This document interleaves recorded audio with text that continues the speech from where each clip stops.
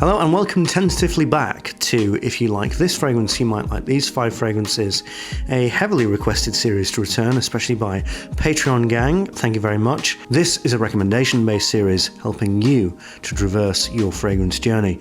Today we will be looking at Dior Sauvage Elixir, my personal favourite from the Dior Sauvage line because it was so different from the others. Most of the general population did not know how to react to Dior Sauvage Elixir with it being so different to the others, but it has formed its own fan base over the years, which I'm very happy about. Like I said, this is one of my personal favorites, and I'm very happy to help you along the way if you want to find a fragrance that is in a similar vein. The first category is straight up clone. This is a fragrance that smells pretty much identical to the fragrance at hand, but hopefully for a lot cheaper price. Then we have alternative with a twist, so a fragrance that is similar to Dior Sauvage Elixir, but enough differences to make it worth viable and going for as your next purchase. And then there's no Sibling. There's a couple of lavender fragrances already in this list, so I didn't want to go to the obvious lavender note selection. So with this fragrance, I've gone for its second biggest note, or second most prevalent note, which is cinnamon. Then we have further adventure.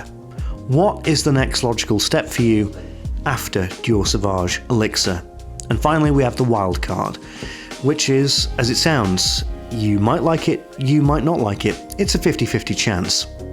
So let's first go with straight up clone. The straight up clone of Dior Sauvage Elixir is Assad by Lattafa. I have not smelt this fragrance, I don't know this fragrance at all, but it's a fragrance that I kept seeing again and again and again, and other reviewers have reviewed it. I don't need to seek out a clone of this, of course, myself, because I do have it, but I saw a number of clones. I think that there were 2 or 3 really viable clones that looked acceptable, but Assad was the one that kept coming up again and again.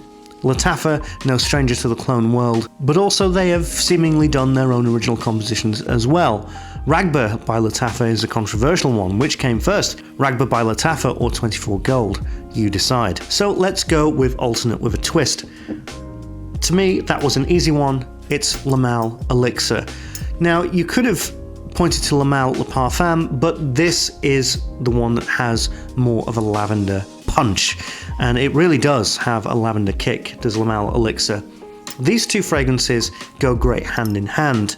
I've even considered layering them, but I haven't tried that because I think that it would be too much of a nuclear lavender bomb. But the lavender in both of these fragrances are completely and utterly palpable. This is more sugary, icing sugary, like Versace, the Versace Eros DNA, and this is, well, more vanillic, like a Le Mal should be. But they're still in the designer world, they're still in, having a good time kind of vibe. They're both night out fragrances. This is where I would recommend that you go next after this.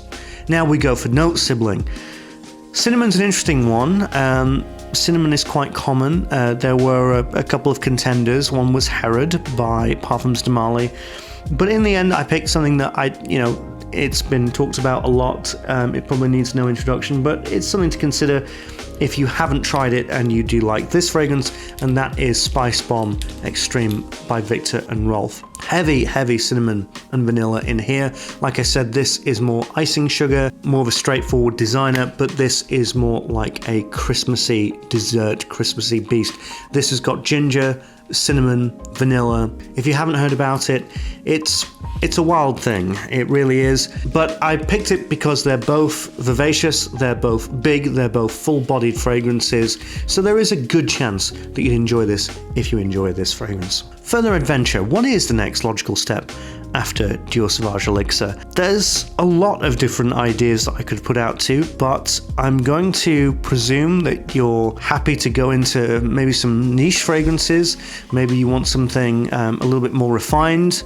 Maybe you want something that's like Elixir but less clubby, maybe a bit more daytime, and I would point you in the direction of Roja Dove's Apex. I had a bottle of Apex, I sold it, it wasn't actually for me, but it doesn't mean that it might not be for you. I got where Apex was coming from, and it is in a similar vein to Dior Sauvage's Elixir, and there have been many people who have said that they are very similar. I don't completely agree with that, but they have got similar tones. But of course the Roja Dove's fragrance is more daytime friendly, it's more niche, it's got benzoin, it's got more of a balanced perspective with woods, but it's something that you really might want to check out if you enjoy this fragrance. I think that you could really get a lot out of it. I did get something out of Apex, but just not enough. It just wasn't quite all the way there for me. And to be completely honest, it wasn't a fragrance that I found very typical of Roja Dove, and it wasn't why I would buy a Roja Dove fragrance. I wouldn't buy a Roja Dove fragrance for that particular type of fragrance. I prefer things like Enigma, Elysium, Scandal. Those are my types of Roja Dove fragrances. The Apex didn't quite gel with me, but like I said, just because it didn't gel with me, that doesn't mean that it might not gel with you. You might really get something out of it, and you might get something out of it if you enjoyed this fragrance. And finally, the Wildcard. This was fun, and there was only really one fragrance for consideration, and that was Christian Dior, and that was another fragrance from Christian Dior, but in their Privé line, and that is Eau Noir. I checked before recording this video, Eau Noir is still available, but it's a very expensive fragrance, so please keep that in mind. If you're a lavender fan, this is as much lavender as you could possibly want. It is a husky lavender. It feels like a coconut shell made love to an entire lavender field, and this is their spawn. It is rough, it is jagged, it is husky, it is not for the faint of heart.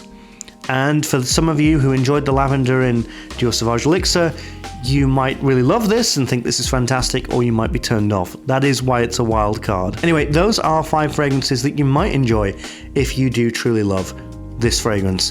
Thanks so much for watching, and a special shout out to Patreon gang for requesting this series to return. If you want to request videos from me, or you just want to chit chat, see behind the scenes material, and join the biggest flourishing sub-fragrance community in the fragrance community, you've got to join Patreon gang. For just $12 a month, you get to be part of the Discord, you get to be part of the community, you get to enjoy podcasts, you get to enjoy behind the scenes footage, you get to enjoy early access to videos, reviews, all that sort of thing for just $12 a month. And in December, you might be able to get some free merch. Well, we'll see, I'm working on it. Anyway, thanks so much, I'm the Fragrance Price, and I'll see you tomorrow. Bye.